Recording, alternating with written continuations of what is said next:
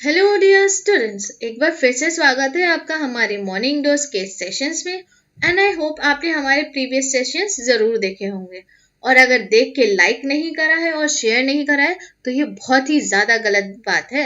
आप ज़रूर हमारे प्रीवियस सेशन को लाइक, शेयर और सब्सक्राइब अगर अभी तक नहीं करा है तो वो भी हमारे चैनल को कर दीजिए। आज की वीडियो में हम डिस्कस करेंगे थ्योरी ऑफ बायोजेनेसिस।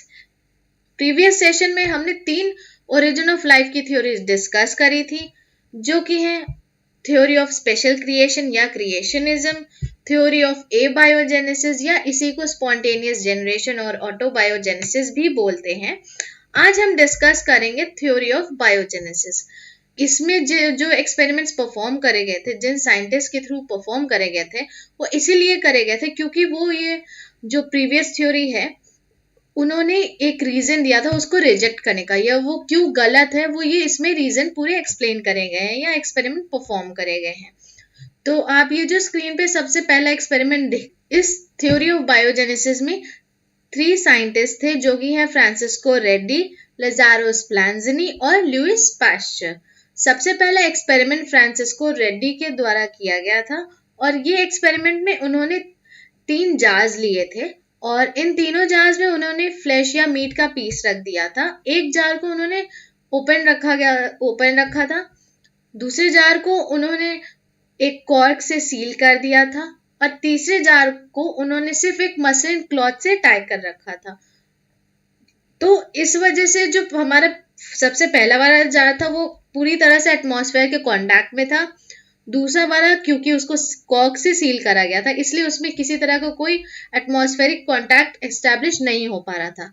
तीसरा जार जो था वो मसलिन क्लॉथ से उसको टाई करा गया था जिस वजह से उसमें एयर पास हो रही थी। तो आफ्टर सम डेज, जैसे कि अगर आपको वैन हेलमोंट का एक्सपेरिमेंट याद हो, तो उन्होंने क्या करा था, उन्होंने गंदे कपड़े लिए थे और कुछ ग्रेन्स लिए थे और फिर उसको 21 डेज तक ऑब्जर्व करा था।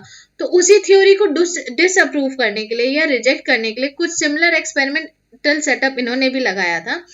तो कुछ दिन बाद फ्रांसिस्को रेड्डी ने ऑब्जर्व करा कि जो कंटेनर ओपन था, खुला हुआ था, उस पे मैगॉट्स जो फ्लाइज हैं वो भी दिख रहे हैं और मैगॉट्स भी उसमें दिख रहे हैं। मैगॉट्स यानी फ्लाई के जो लार्वी होते हैं उनको हम मैगॉट्स बोलते हैं, ठीक है। अब दूसरा जो जार था जो सील था उसमें कुछ भी नहीं दिख रहा था, ना फ्लाई दिख रही थी ना हमें उसके लार्वी दिख रहे थे यानी कि मैगॉट्स दिख रहे थे। तीसरे जार में उन्होंने देखा कि जो मसलिन क्लॉथ है उसके ऊपर फ्लाइज भी आ रही हैं और उसके ऊपर मैगॉट्स भी हैं, यानी कि वो जो फ्लाइज जब वो फ्लैश या मीट का जो भी स्मेल है उसको सूंघ के वहां पे आई होंगी तो शायद उन्होंने अपने एग्स ले करे होंगे, जिस वजह से वहां पे जब वो एग हैच हुए तो मैगॉट्स देखे जा सकते थे मसलिन क्लॉथ पे। ऐसे ही कुछ सिमिलर एक्सपेरिमेंट, मतलब सेम कंसेप्ट पे एक्सपेरिमेंट बेस्ड था लजारो स्प्लेंजनी और लुइस पास्चर का। तो सबसे पहले लजारो स्प्लेंजनी का एक्सपेरिमेंट देख लेते हैं। इन्होंने क्या करा था, एक कॉनिकल फ्लास्क लिया था और उस पे उन्होंने एक ब्रॉथ मीडियम लिया था। ये एक वेजिटेबल ब्रॉथ मीडियम था और दोनों ही 2 कॉनिकल फ्लास्क थे, तो दोनों को ही उन्होंने हीट करा था और कुछ टाइम तक रख दिया था। एक को उन्होंने ओपन रखा था जैसे कि फ्रांसिस्को रेड्डी ने करा था और एक को उन्होंने कॉर्क से सील कर दिया था। तो जो ओपन वाला कोनिकल फ्लास्क था उसमें कुछ दिन बाद कोई बैक्टीरिया बिल्डअप देखने को हमें मिल रहा था और जो कॉर्क से सील कर दिया गया था उसमें कोई भी बैक्टीरियल डेवलपमेंट या किसी तरह का कोई लाइफ फॉर्म वहां पे नहीं दिख रहा था।